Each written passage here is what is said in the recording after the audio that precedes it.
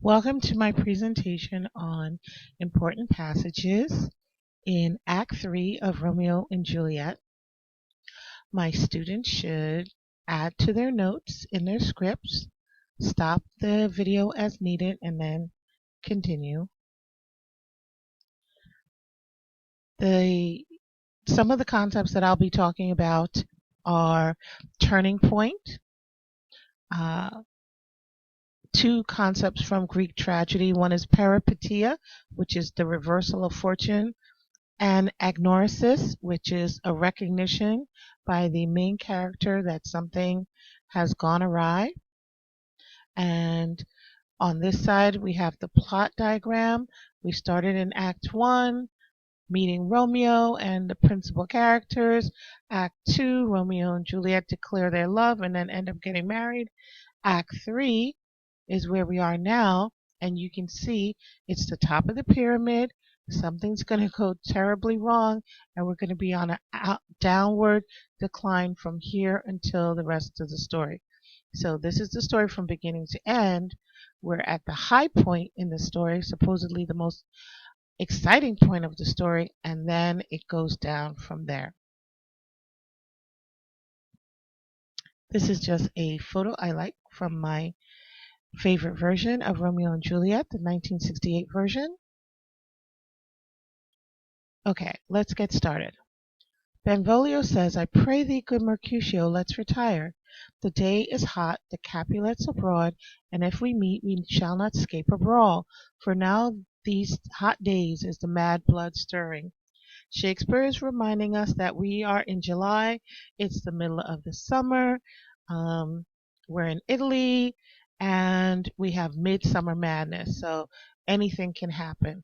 He's also foreshadowing the violence that is to come through Benvolio's fear that a brawl will start. And then Benvolio is acting out his role as the peacekeeper in the play. Benvolio continues by saying, we talk here in the public haunt of men. Either withdraw into some private place and reason coldly of your grievances, or else depart. Here all eyes gaze on us. So Benvolio continues his role as peacemaker, and he gives a second warning of trouble that is to come. So Shakespeare is building suspense by having Benvolio give repeated warnings that a problem could occur. Tybalt comes into the scene and he's looking for a fight. Tybalt is still mad that Romeo came last night to the Capulet party uninvited, and he had sent a letter to Romeo's house, which Romeo has no idea about because Romeo hasn't really been home, and he has challenged Romeo to a duel. So he's out looking for Romeo so that they can have a fight. Poor Romeo walks into the situation, has no idea what's going on. So, Romeo, the hate I bear thee can afford no better term than this. Thou art a villain. And Romeo says, Tybalt, the reason that I have to love thee doth much excuse the appertaining rage to such a greeting. Villain am I none, wherefore farewell. Therefore farewell. I see thou knowest me not. So Romeo and Tybalt here are foils. Romeo is in a difficult situation. He is now a relative of Tybalt, having married Juliet, but he can't fight Juliet's cousin, and yet he doesn't want to look bad in front of his friends. He's also on cloud nine because he just got married. He just married the woman he loves. He doesn't really want to participate in any kind of fight. Romeo says, I do protest I never injured thee, but love thee better than thou canst devise, till thou shalt know the reason of my love. So Romeo is saying that I have a certain love for you. When Tybalt hears this, Tybalt thinks that Romeo is mocking him, that Romeo's just joking around, and it actually makes him even angrier. So Romeo, again, is trapped, but he doesn't know that he's trapped and that the situation is going to get worse and worse and worse. And this is just an illustration of conflict in the play. When Romeo refuses to fight, Mercutio steps in to fight Tybalt. While they are fighting, Romeo is trying to break up the fight. He steps between the two men, and the sword from Tybalt goes under his arm and into Mercutio's chest. It goes deep enough that it causes a mortal wound.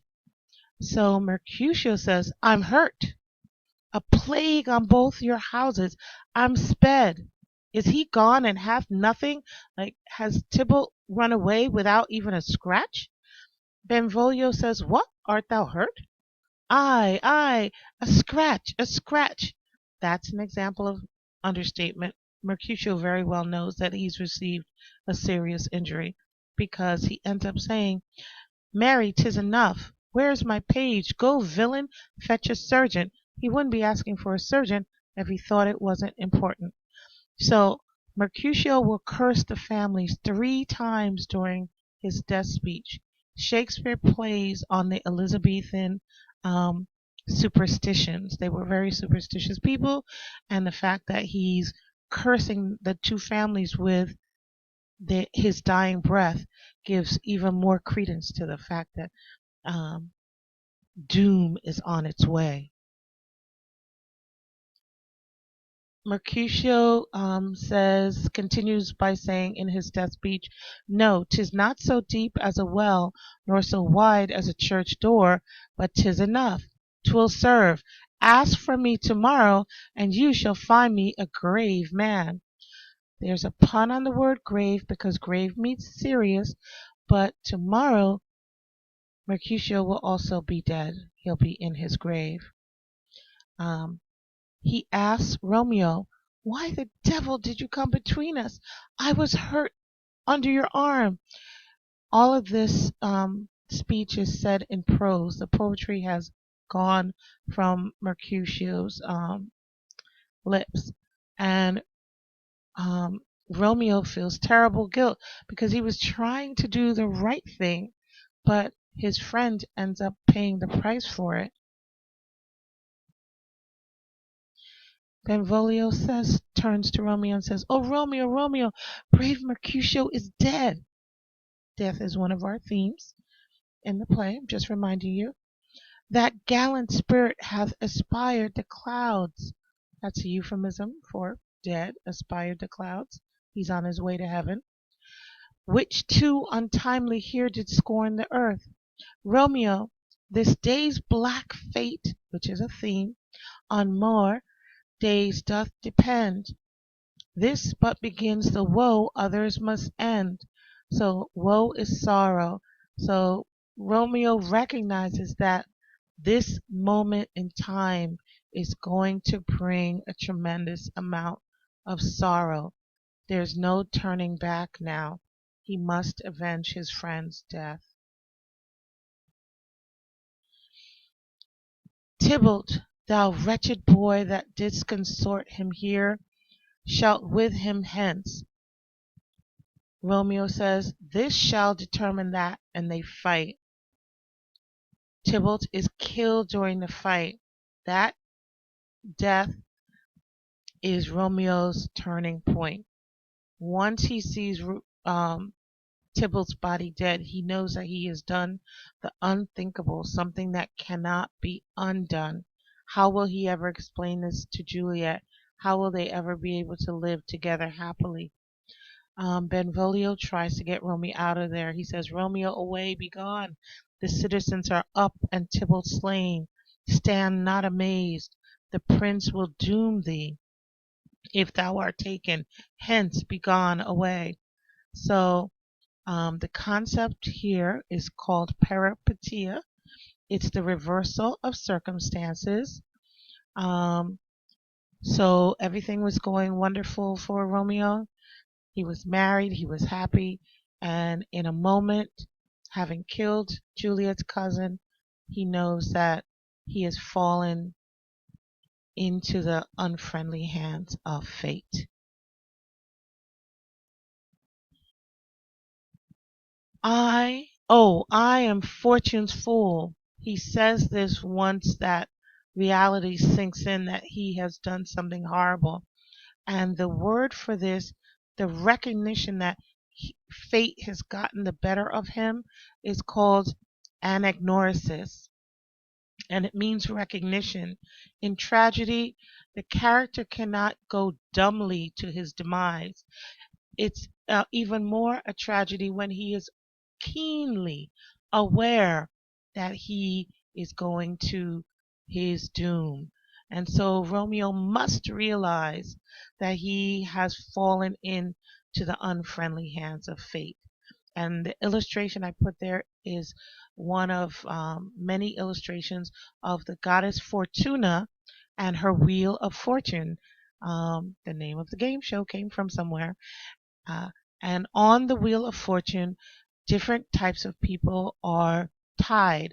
You could be a poet, a king, a beggar. Doesn't matter what station you are in life, your life is ruled by fortune, just like everybody. And sometimes you're at the top of the wheel, and sometimes, as you see that person on the bottom, is about to be run over by the wheel of fortune. So things don't look too good for him. Okay?